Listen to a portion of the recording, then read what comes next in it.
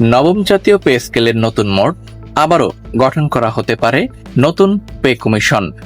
IMF এর আপত্তিতে আবারও অনিশ্চয়তায় নবম পে স্কেল, নতুন পে কমিশন গঠনের পরামর্শ এবং সরকারের জরুরি বৈঠক নবম জাতীয় পে স্কেল নিয়ে আজকের এই ভিডিওতে নবম পে স্কেলের সর্বশেষ আপডেট, পে স্কেল কবে বাস্তবায়িত হবে, গেজেট কবে প্রকাশিত হবে, প্রজ্ঞাপন পরিপত্র কবে জারি করা হবে, নাকি নবম পে স্কেলের কোনো নতুন মোড় নিতে চলেছে, অর্থাৎ এটি কি বাতিল হতে পারে, নতুন করে পে কমিশন গঠন করা হবে কিনা, গঠন করা হলে কোন কোন বিষয়ে পরিবর্তন আসবে সহ সকল গুরুত্বপূর্ণ তথ্য নিয়ে আজকের এই ভিডিওতে আমরা আলোচনা করার চেষ্টা করছি।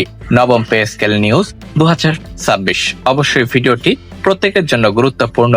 IMF এর আপত্তিতে অনিশ্চয়তায় নবম জাতীয় পে স্কেল এবং সরকারি কর্মচারীদের ক্ষোভ, তারা আন্দোলনের হুঁশিয়ারিও প্রদান করেছেন। চলুন দেখব সর্বশেষ তথ্য। এখানে আপনারা দেখতে পাচ্ছেন সরকারি কর্মকর্তা কর্মচারীদের বহুল প্রতীক্ষার নবম পে স্কেল বাস্তবায়ন প্রক্রিয়া আবারও বড় ধরনের অনিশ্চয়তার মুখে পড়েছে। সরকারের আর্থিক সক্ষমতা এবং পে স্কেল বাস্তবায়নের প্রভাব খতিয়ে দেখতে এবার সরাসরি দেখতে পাচ্ছেন বাগড়া দিচ্ছে আন্তর্জাতিক মুদ্রা তহবিল। IMF অর্থ মন্ত্রণালয়ের দায়িত্বশীল কর্মকর্তারা জানিয়েছেন, IMF এর নতুন ঋণ কর্মসূচির শর্ত হিসেবেই এ পে স্কেলের অর্থনৈতিক প্রভাব পর্যালোচনা করতে চায় সংস্থাটি। চলুন দেখব গুরুত্বপূর্ণ তথ্য। এমন পরিস্থিতিতে অর্থনৈতিক ভারসাম্য বজায় রাখতে প্রয়োজন নতুন করে পে কমিশন গঠনের পরামর্শ দিয়েছেন দেশের অর্থনৈতিক বিশ্লেষক ও সাবেক সরকারি কর্মকর্তারা। অতিরিক্ত লাগবে 1,60,000 কোটি টাকা। প্রতিবেদনে বলা হয়, সরকারি কর্মচারীদের তীব্র দাবির মুখে অনেকটা অপ্রত্যাশিতভাবেই নবম পে স্কেল বা পে কমিশন গঠন করেছিল বিগত অন্তর্বর্তী সরকার ইউনূস প্রশাসন। তবে এই পে স্কেল বাস্তবায়নে সরকারের অতিরিক্ত প্রায় 1,60,000 কোটি টাকার প্রয়োজন হতে পারে। তৎকালীন সরকারের আর্থিক সক্ষমতা না থাকায় এই বিশাল ব্যয়ের বোঝা বর্তমান নির্বাচিত সরকারের ঘাড়ে এসে চেপেছে। এই উচ্চাভিলাষী প্রস্তাব নিয়ে বর্তমান সরকারও বেশ অস্বস্তিতে রয়েছে। কাটছাট ও এক ধাপে বাস্তবায়নের চিন্তা।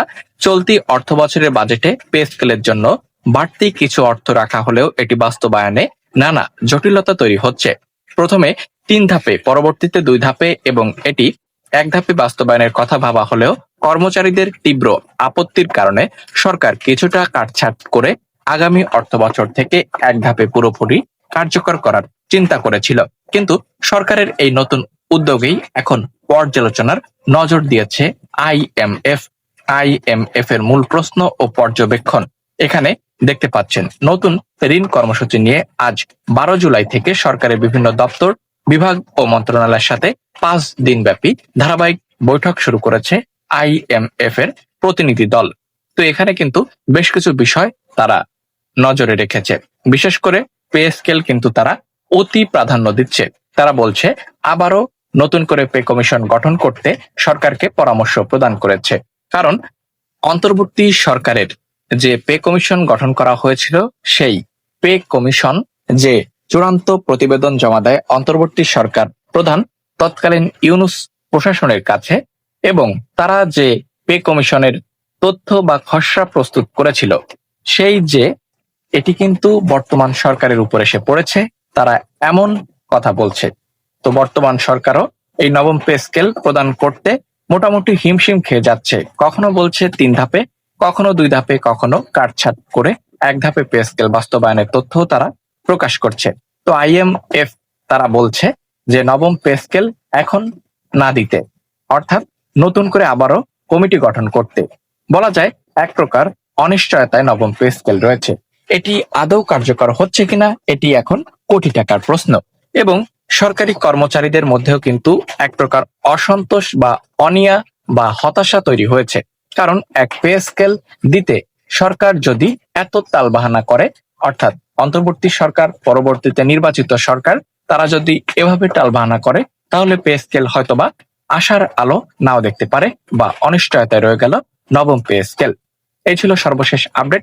সরকার বর্তমানে মিটিং এ রয়েছে, 5 দিন ব্যাপী বৈঠক। পরবর্তীতে আপনাদেরকে জানাতে পারবো আসলে পে স্কেল বাস্তবায়িত হবে কিনা। ধন্যবাদ।